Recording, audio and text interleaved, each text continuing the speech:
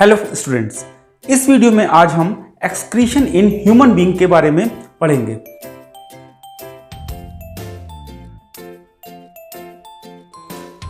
Excretion का मतलब क्या होता है? एक्सक्रीशन का मतलब होता है removal of waste products from the body. लेकिन हमारी बॉडी में आखिर ये वेस्ट प्रोडक्ट आए कहां से? हमारी बॉडी में बहुत सारी बायोकेमिकल रिएक्शंस होती हैं जिसमें वेस्ट प्रोडक्ट निकलते हैं। ये वेस्ट प्रोडक्ट गैसियस फॉर्म में भी होते हैं और नाइट्रोजीनियस फॉर्म में भी होते हैं। एक्सक्रीटरी सिस्टम में बहुत सारे ऑर्गन इंक्लूड होते हैं जैसे liver, lungs, skin, kidney, large intestine. लेकिन हम लोग एक्सक्रीटरी सिस्टम में मेनली किडनी के बारे में ही बात करते हैं, क्योंकि लंग्स के बारे में हम लोग रेस्पिरेटरी सिस्टम में पढ़ चुके होते हैं, लार्ज इंटेस्टाइन के बारे में हम लोग डाइजेस्टिव सिस्टम में पढ़ चुके होते हैं। तो अब यहाँ पे केवल हमें किडनी के बारे में पढ़ना होता है। अब क्वेश्चन ये उठता है कि आखिर एक्सक्रीटरी सिस्टम जरूरी क्यों है? Removal of waste from the body जरूरी क्यों है?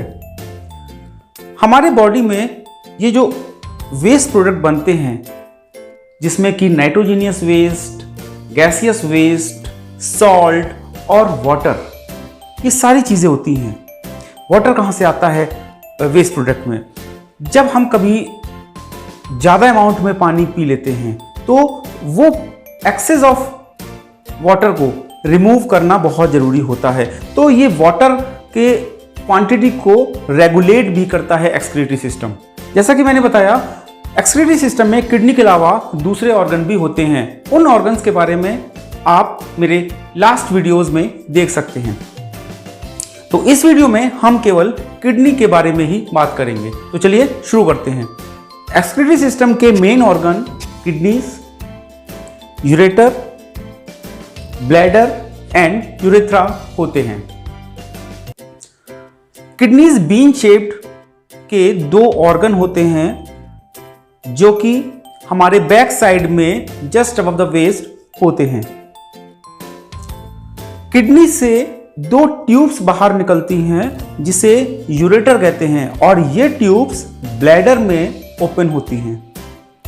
ब्लैडर एक तरीके का स्टोरेज है और यूरेटर एक तरीके की ट्यूब्स हैं, पाइपलाइंस हैं, जिससे कि जो वेस्ट प्रोडक्ट है वो ब्लैडर में स्टोर होता है। इसका मतलब ब्लैडर एक स्टोरेज है। ब्लैडर के आगे एक ट्यूब होती है जिसे यूरेथ्रा कहते हैं और इस यूरेथ्रा से ही ये जो वेस्ट प्रोडक्ट है जिसे यूरिन भी कहते हैं वो पास आउट होती है। आखिर ये किडनी ब्लड को फिल्टर कैसे करती है? इस किडनी में बहुत सारे फिल्टर यूनिट्स होते हैं जिन्हें नेफ्रॉन कहते हैं। नेफ्रॉन का अपर पार्ट एक कप शेप्ड बैग होता है जिसे बोमेन्स कैप्सूल कहते हैं।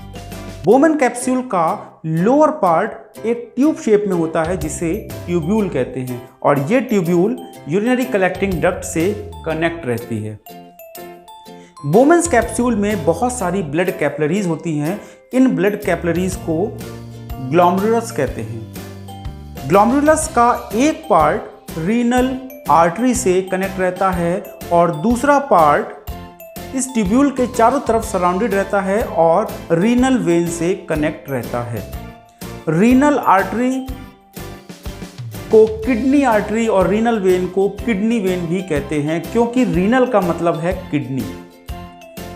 जब ब्लड इस रीनल आर्टरी से ग्लोमेरुलस में आता है तो इस ब्लड में जो स्मॉल मॉलिक्यूल्स होते हैं जैसे कि glucose, amino acid, water, salt, urea, ये सारी चीज़ें ग्लोमेरुलस से पास आउट हो जाती हैं, फिल्टर हो जाती हैं और ट्यूब्यूल में चली जाती हैं। जबकि जो लार्ज मॉलिक्यूल होते हैं जिसमें कि प्रोटीन और ब्लड सेल्स होती हैं वो पास आउट नहीं हो पाती हैं।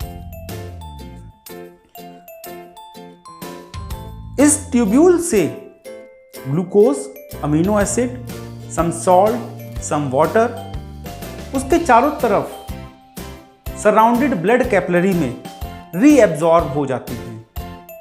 यानी कि यूरिया, सॉल्ट और कुछ वाटर उस ट्यूब्यूल में रह जाता है, जिससे कि ये ब्लड अब क्लीन हो जाता है, क्योंकि यूरिया एक नाइट्रोजीनियस वेस्ट है तो वो अलग हो गया उससे, तो ब्लड क्लीन हो गया।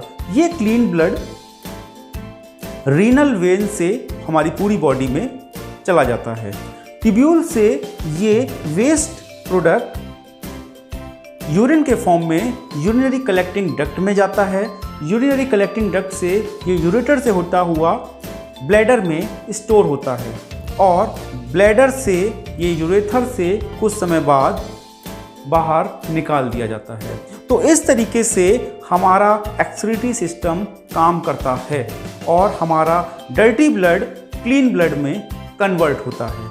ये वीडियो आपको कैसा लगा कमेंट करिएगा, क्योंकि इस कमेंट से ही हम आगे की वीडियो में इम्प्रूवमेंट कर सकते हैं।